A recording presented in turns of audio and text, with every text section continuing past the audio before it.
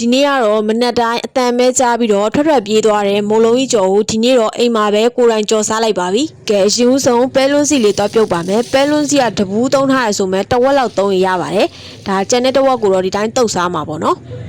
ဒီမုတ်လေးကိုတော့ဒါစိုက်နေမှာလဲအလွယ်တကူဝယ်လို့ရတယ်မှုေးကောင်းချင်းမုတ်နဲ့ဆန်မုတ်ကိုပဲဒီနေ့သုံးထားပါတယ်မှုေးကောင်းချင်းမုတ်ကိုစံချိန်ခွက်နဲ့3ခွက်ချဲ့ပါတယ်မှုေးဆန်မုတ်ကိုတော့စံချိန်ခွက်နဲ့1ခွက်ချဲ့ပါတယ်ကောင်းချင်း3စားဆိုရင်တော့စံတဆပေါ့နော်စားလေးကဒီမှာနည်းနည်းလေးပဲချဲ့တယ်ပြီးရင်တော့မှုေးပေးပါမယ်နော်စီအားထမင်းစားစုံတစ်စုံလောက်ထည့်ပါတယ်ဇွန်းလေးနဲ့မှုေးပေးပြီးရင်ရေချဲ့မယ်နော်ရေကတော့စံချိန်ခွက်တစ်ခွက်လောက်အရင်ထည့်ကြည့်လိုက်တယ်တခါတည်းအကုန်မထည့်ဘဲနဲ့နည်းနည်းချင်းစီထည့်ပြီးတော့အခုလိုမျိုးမုတ်သားလေးတွေကိုနှဲသွားပါမယ်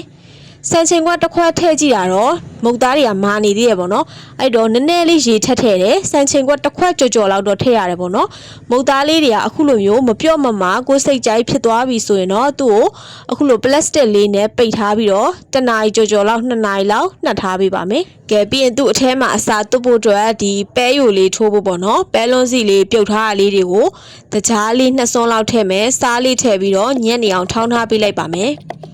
ကဲပြီးရင်တော့အိုးရဲကိုရေလေးနည်းနည်းထည့်မယ်တကယ်လို့ပဲပြုတ်တော့ရေရှိလဲပဲပြုတ်တော့ရေထည့်ပေါ့နော်အခုပဲလေးထည့်မယ်နော်သူ့မှုေးပေးပါအခုလိုမျိုးစီစီလေးဖြစ်သွားပြီဒီလိုအနေထားလေးရောက်လာရင်တော့ချလိုက်လို့ရပါပြီကဲပြီးရင်တော့အုံးယိုလေးသွားထိုးပါမယ်ထညက်က4-5လုံးလောက်ထည့်လိုက်တယ်ရေလေးထည့်ပြီးထညက်တွေပျော်တဲ့ချီတက်ထားပေးလိုက်ပါပြီးရင်စားလေးနည်းနည်းထည့်ပါမယ်နော်အုံးသီးကတော့အလွယ်တကူဝယ်လို့မရတော့နရက်အရာချုပ်တဲ့ဒီအုံးသားကြောင့်မှုတ်လေးသုံးထားပါတယ်သူကလေဒီတစ်ထုပ်မှာဆိုအုံးသီး3လုံးစာလောက်တောင်ပါတယ်အုံးသီးကလည်းတစ်ခါလေးဝယ်လို့မရတဲ့အခါမျိုးမှာအခုလိုအုံးသားကြောင့်မှုတ်လေးကတော်တော်လေးအဆင်ပြေတယ်ဒါကိုလိုတလောက်လေးပေါ့နော်4-5စွန်းလောက်ထည့်လိုက်တယ်ပြီးတော့သူ့ရဲ့အိတ်လေးကလေဇစ်ပိတ်အိတ်လေးဆိုတော့သုံးပြီးပြန်ပိတ်ထားရုံပဲကြာရှည်လဲသုံးခံပါတယ်ကဲပြီးရင်တော့ဇက်တိုက်လေးမှွေထားပေးမယ်နည်းနည်းလေး6လေးဖြစ်တည်ထီထားလိုက်ပါတယ်နော်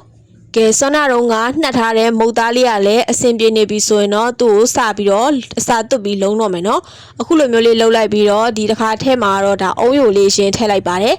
သူကအများကြီးထည့်ရင်လည်းပေါက်ထွက်ကုန်တယ်ပေါ့နော်ကဲပြီးရင်တော့ကိုယ်စိတ်ကြအနေတော်လေးလုံးလိုက်မယ်ပြီးရင်ပဲယိုလေးထည့်ပါမယ်နော်ဒါပဲယိုလေးကိုလည်းအခုလိုမျိုးလေးပဲပြန်ပြီးတော့လုံးထားပေးလိုက်ပါမယ်